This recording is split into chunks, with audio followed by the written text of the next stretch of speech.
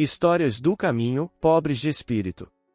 A pobreza de espírito não se refere à pobreza material, mas sim à humildade e à consciência da própria limitação espiritual. São aqueles que reconhecem sua dependência de Deus e a necessidade de aprender e crescer espiritualmente, abrindo-se para a graça divina. Emmanuel. Não é sem trabalho que podemos aclimatar em nosso espírito esta flor maravilhosa que é a humildade. Necessitamos antes de tudo arrancar as ervas daninhas que vicejam em nosso coração, repudiar para longe os cardos espinhosos que brotam sem cessar no nosso íntimo para que essa flor delicada e perfumosa possa medrar impavidamente no âmago do nosso espírito, fecundando a nossa alma, espargindo em todo o nosso ser os perfumes benéficos, aromas suavíssimos que ascendem ao infinito, numa apoteose de luz. Francisco Cândido Xavier. A prova última.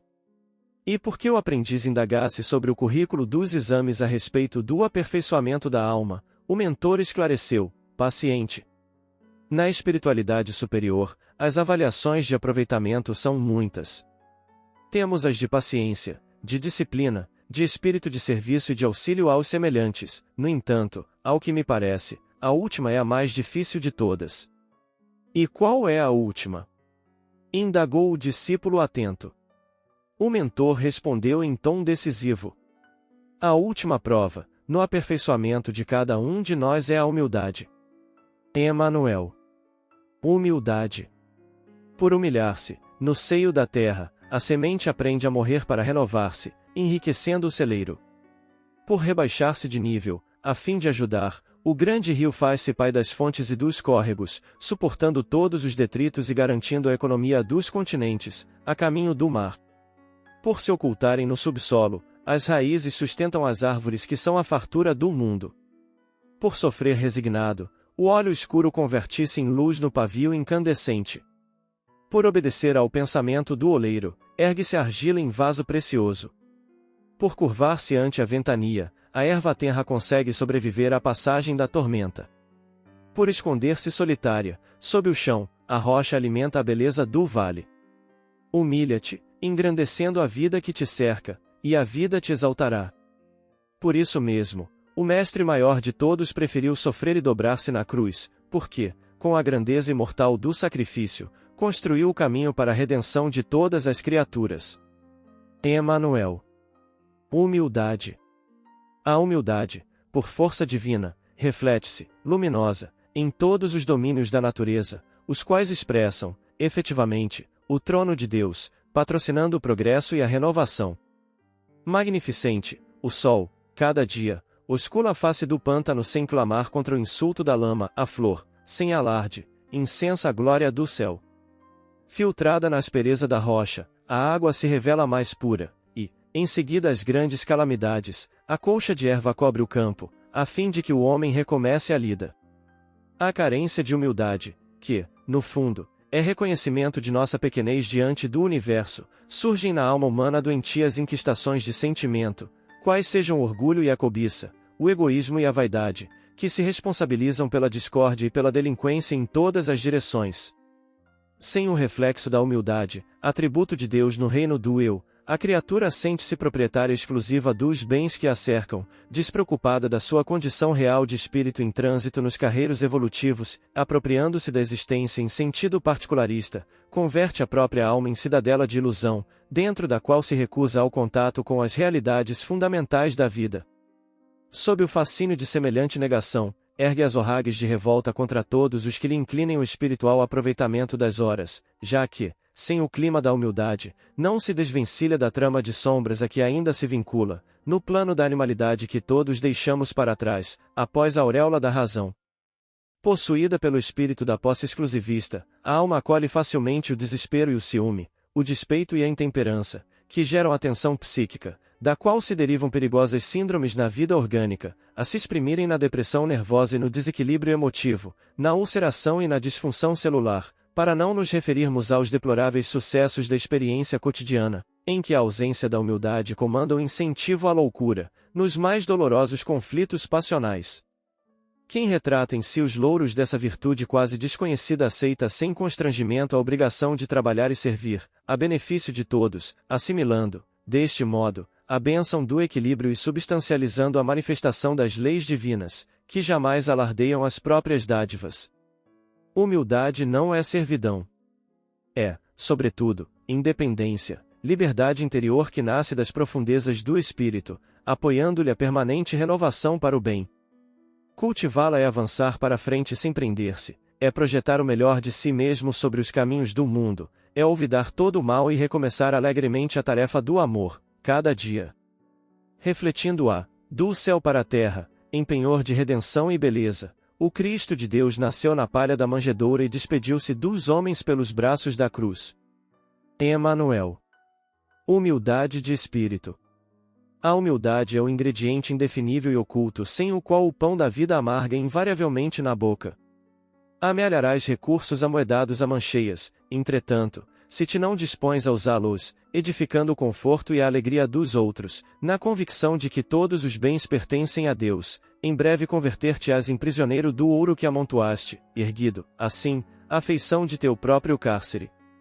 Receberás precioso mandato de autoridade entre as criaturas terrestres, no entanto, se não procuras a inspiração do Senhor para distribuir os talentos da justa fraternidade, como quem está convencido de que todo o poder é de Deus, transformar-te-ás, pouco a pouco, no empreiteiro inconsciente do crime, por favoreceres a própria ilusão, buscando o incenso a ti mesmo na prática da injustiça. Erguerás teu nome no pedestal da cultura, contudo, se te não inclinas à sabedoria da eternidade, acendendo a luz em benefício de todos, como quem não ignora que toda inteligência é de Deus, depressa te rorras ao chavascal da mentira, angariando em teu prejuízo a embriaguez da vaidade e a introdução à loucura. Lembra-te de que a bondade celeste colocou a humildade por base de todo o equilíbrio da natureza. O sábio que honra a ciência ou o direito não prescinde da semente que lhe garante a bênção da mesa. O campo mais belo não dispensa o fio d'água que lhe fecunda o seio em dádivas de verdura. E o próprio sol, com toda a pompa de seu magnificente esplendor, embora fulcro de criação, converteria o mundo em pavoroso deserto, não fosse a chuva singela que lhe ambienta no solo a força divina. Não desdenhes, pois, servir, aprendendo com o Mestre Sublime, que realizou o seu apostolado de amor entre a manjedoura desconhecida e a cruz da flagelação, e serás contado entre aqueles para os quais ele mesmo pronunciou as inesquecíveis palavras. Bem-aventurados os humildes de espírito, porque a eles mais facilmente se descerrarão as portas do céu. Emanuel. Jesus e humildade. Reunião pública de 9 de março de 1959. Questão 937. Estudando a humildade, vejamos como se comportava Jesus no exercício da sublime virtude. De certo, no tempo em que ao mundo deveria surgir a mensagem da Boa Nova, poderia permanecer na glória celeste a fazer-se representar entre os homens pela pessoa de mensageiros angélicos, mas preferiu descer, ele mesmo, ao chão da terra, e experimentar-lhes as vicissitudes. Indubitavelmente, contava com poder bastante para anular a sentença de Herodes que mandava decepar a cabeça dos recém-natos de sua condição, com o fim de impedir-lhe a presença. Entretanto, afastou-se prudentemente para longínquo rincão, até que a descabida exigência fosse necessariamente proscrita. Dispunha de vastos recursos para se impor em Jerusalém, ao pé dos doutores que lhe negavam autoridade no ensino das novas revelações. Contudo, retirou-se sem mágoa em demanda de remota província, a valer-se dos homens rudes que lhe acolhiam a palavra consoladora. Possuía suficiente virtude para humilhar a filha de Magdala, dominada pela força das sombras. No entanto, silenciou a própria grandeza moral para chamá-la docemente ao reajuste da vida. Atento à própria dignidade, era justo mandasse os discípulos ao encontro dos sofredores para consolá-los na angústia e sarar-lhes a ulceração. Todavia, não renunciou ao privilégio de seguir, ele mesmo, em cada canto de estrada, a fim de ofertar-lhes alívio e esperança, fortaleza e renovação. Certo, detinha elementos para desfazer-se de Judas, o aprendiz insensato, porém, apesar de tudo, conservou-o até o último dia da luta, entre aqueles que mais amava. Com uma simples palavra, poderia confundir os juízes que o rebaixavam perante Barrabás, autor de crimes confessos. Contudo, abraçou a cruz da morte, rogando perdão para os próprios carrascos.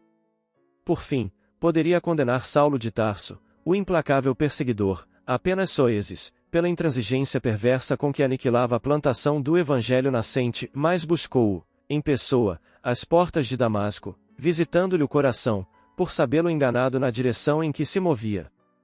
Com Jesus, percebemos que a humildade nem sempre surge da pobreza ou da enfermidade que tanta vez somente significam lições regeneradoras, e sim que o talento celeste é a atitude da alma que ouvida a própria luz para levantar os que se arrastam nas trevas e que procura sacrificar a si própria, nos carreiros empedrados do mundo, para que os outros aprendam, sem constrangimento ou barulho, a encontrar o caminho para as bênçãos do céu. Emanuel. Lenda da Estrela Divina. Reunião da noite de 5 de julho de 1956. Para surpresa nossa, quem nos brindou com a sua visita, ao final de nossas tarefas, foi o irmão X, que pela primeira vez falou em nosso recinto, insuflando-nos vigorosa emoção. De passagem por nosso templo, trago-vos a meditação um apólogo simples. Convencido de que somente através do próprio trabalho conseguiria entesourar as bênçãos de seu divino Criador, o homem compareceu diante do Altíssimo e rogou humildemente: Pai, aspiro a conquistar a vossa grandeza infinita. Que fazer para penetrar os domínios da vossa glória? O Todo-Compassivo louvou-lhe os propósitos e determinou: Desce à terra e convive com os teus irmãos. O homem nasceu e renasceu, muitas vezes, adquirindo experiência em diversas nações, e voltou ao paraíso, ostentando na fronte a auréola da cultura. Não contente, entretanto, pediu ao soberano da vida: Pai, anseio conhecer-vos a força. Como proceder para atingir semelhante graça? O Todo-Bondoso afagou-lhe a alma inquieta e ordenou: Desce à terra e dirige os teus irmãos.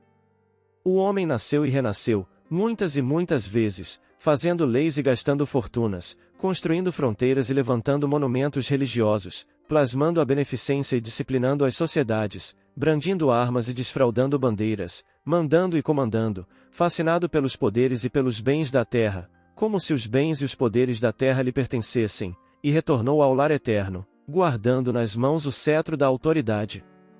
Não contente, todavia, suplicou ao Senhor Supremo: Pai, suspiro por aprender convosco a criar emoções sublimes. Como agir para entender a vossa beleza augusta? O Todo-Sábio contemplou-o, benevolente, e aconselhou: Desce à terra e procura formar pensamentos iluminados e nobres para consolo e progresso de teus irmãos. O homem nasceu e renasceu, muitas e muitas vezes, trabalhando a pedra e o metal, a madeira e a argila, a palavra e o som, o pincel e a rima, e retornou à luz das luzes, transportando nos olhos e nos ouvidos, na língua e nos dedos a magia da arte. Contudo, não satisfeito ainda, rojou-se aos pés do Senhor e pediu em lágrimas: Meu Pai, tenho saudades de vosso convívio. Não quero apartar-me de vosso olhar. Que fazer para demorar-me nos céus? O Todo-Misericordioso abraçou-o com ternura e ajuntou: Ah! Meu filho, que pedes tu agora? Para que te detenhas no céu é necessário deixas a terra e ajudes a teus irmãos. E o homem nasceu e renasceu, por longos e longos séculos, sofrendo, sem reclamar, injúrias e ultrajes, lapidações e calúnias, miséria e abandono, chagas e açoites, procurando auxiliar os outros sem cogitar do auxílio a si mesmo, até que, um dia, terrivelmente fatigado e sozinho, mas de coração alegre e consciência tranquila, retornou aos eternos tabernáculos. Não precisou, no entanto, anunciar a sua presença, porque as portas celestiais se lhe descerraram ditosas.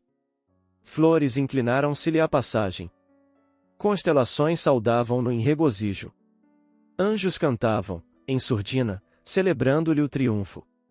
E o próprio Senhor, na carruagem resplendente de sua glória, veio recebê-lo nos pórticos sagrados, exclamando, de braços abertos: Bem-aventurado sejas, filho meu! Agora a criação inteira é tua. Todos os meus segredos te pertencem. E, estejas onde estiveres, viveremos juntos para sempre.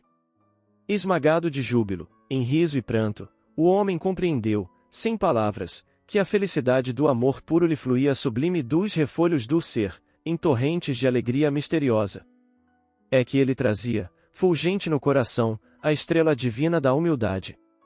Desde então, pôde habitar na casa do Senhor por longos dias. Irmão X. Humberto de Campos. Humildade do coração. Bem-aventurados os pobres de espírito, proclamou o Senhor. Nesse passo, porém, não vemos Jesus contra os tesouros culturais da humanidade, mas, sim, exaltando a humildade do coração. O Mestre recordava-nos, no capítulo das Bem-aventuranças, que é preciso trazer a mente descerrada à luz da vida para que a sabedoria e o amor encontrem seguro aconchego em nossa alma.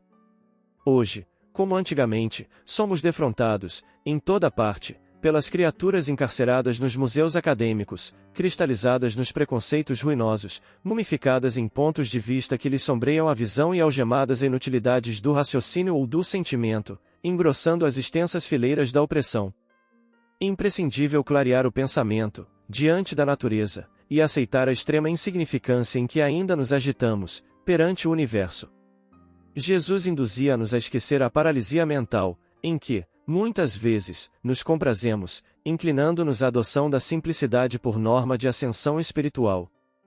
Esvaziemos o coração de todos os detritos e de todos os fantasmas que experiências inferiores nos impuseram na peregrinação que nos trouxe ao presente. Cada dia é nova revelação do Senhor para a existência. Cada companheiro da estrada é campo vivo a que podemos arrojar as sementes abençoadas da renovação. Cada dor é uma bênção para os que prosseguem acordados no conhecimento edificante. Cada hora na marcha pode converter-se em plantação de beleza e alegria, se caminhamos obedecendo aos imperativos do trabalho constante no infinito bem. Toda a ciência do mundo, confrontada à sabedoria que nos espera, é menos que o ribeiro singelo ante o corpo ciclópico do oceano. Toda a riqueza dos homens perante a herança de luz que o Pai Celestial nos reserva, é minúsculo grão de pó na química planetária. Sejamos simples e espontâneos, na senda em que a atualidade nos situa, aprendendo com a vida e doando à vida o melhor que pudermos, para que, em nos candidatando à láurea dos bem-aventurados, possamos ser realmente discípulos felizes daquele amigo eterno que nos recomendou. Aprendei de mim que sou humilde de coração. Emmanuel. Comentários finais. Inspirado pelo amor de Jesus, o poeta assim escreveu de maneira transcendental. Um sentimento me ronda. Não sei dizer, tudo é novo para mim. Meu coração se renova. Sinto a esperança invadir o meu ser. Quero ser manso. Ser limpo. Ser justo. E pobre de espírito ser. Tua palavra me sonda. Me conta do reino que espera por mim. Eu te ofereço meu pranto. As dores da alma que quer renascer. Eu ouvi tua voz. Teu falar me encantou. Quis seguir, caminhar. Quis saber para onde vou. Eis-me aqui, minha dor serenou. Amado Mestre Jesus, que serenou todas as dores do mundo, porque és a benfazeja luz do mundo. Vem archote de luz, vem Jesus, viva Jesus. Nascer, morrer, renascer ainda e progredir sempre, tal é a lei. Base bibliográfica. Chico Xavier, A Aurora de uma Vida entre o Céu e a Terra, autores diversos subscritos por Francisco Cândido Xavier. Capítulo 10, A Humildade. Agora é o tempo, pelo Espírito Emmanuel, Médium Francisco Cândido Xavier, capítulo 26, A Prova Última. Escrínio de Luz, pelo Espírito Emmanuel, Médium Francisco Cândido Xavier, capítulo 24, Humildade. Pensamento e Vida, pelo Espírito Emmanuel, Médium Francisco Cândido Xavier, capítulo 24, Humildade. Intervalos, pelo Espírito Emmanuel, Médium Francisco Cândido Xavier, capítulo 5, Humildade de Espírito. Religião dos Espíritos, pelo Espírito Emmanuel, Médium Francisco Cândido Xavier, capítulo 17, Jesus e Humildade. Vozes do Grande Além, autores diversos, Irmão X, Humberto de Campos, Médium Francisco Cândido Xavier, capítulo 56, Lenda da Estrela Divina. Refúgio, pelo Espírito Emmanuel, Médium Francisco Cândido Xavier, capítulo 8, Humildade do Coração.